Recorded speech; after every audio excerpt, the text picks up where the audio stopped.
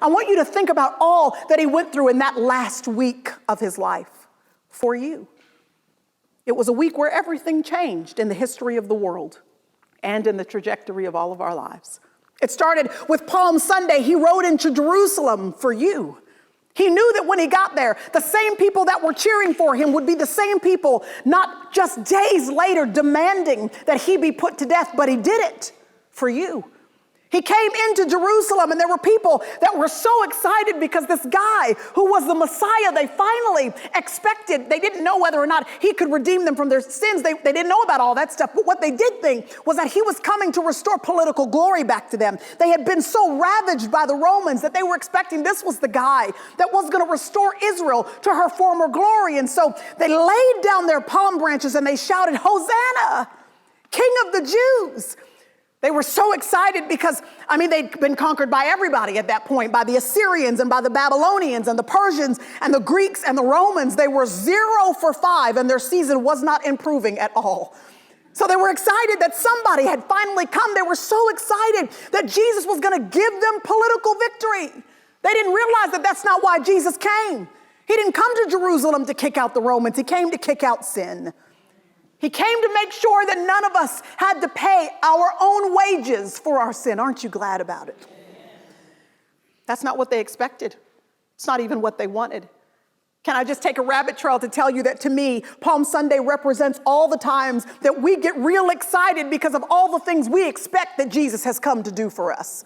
Palm Sunday represents when we're celebrating God. We're so excited because we have predetermined expectations of what he desires to do in our life. Palm Sunday is when we celebrate because we think he has come to bring miracles with no requirements, no dying, no suffering. But this Jesus came to lay down his life. And on the very next night, he had dinner, a final dinner with the disciples. And it's when he took those simple elements, the bread and the wine, and he said, "This is my flesh that will be broken for you. This is my blood poured out for you. Do this in remembrance of me." Forever symbols and reminders of the fact that he was about to be crushed for you and for me. This was also the same night that Judas would betray him. In fact, the entire night becomes among the most sordid nights in all of human history because this was the same night that the disciples would fall asleep while they were supposed to be praying with Jesus. This was the same night that the chief priests would put Jesus on trial in secret at night. This was the same night that the priests became afraid and intimidated by the whole situation, so they passed him off to Pilate, and Pilate would pass him off to Herod, and Herod would pass him back to Pilate, and Pilate would finally cave like a house of cards to the angry crowd who just few days before were celebrating him.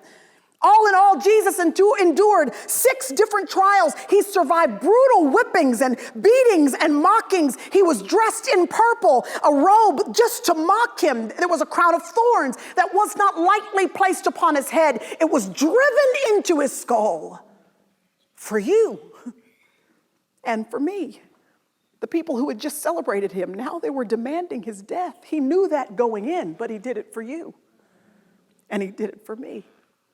And when they had an opportunity to set him free, because it was the ritual, the tradition that of the people who had been sentenced to die, one of them could be released by the people's choice. And so when they had an option to set this one who just loved them, who just came to pay the price for them, when they had the option to set someone free, they didn't choose Jesus. They chose Barabbas, a common criminal, over him, over the one who had come to save their souls. There was no bleaker moment in all of human history.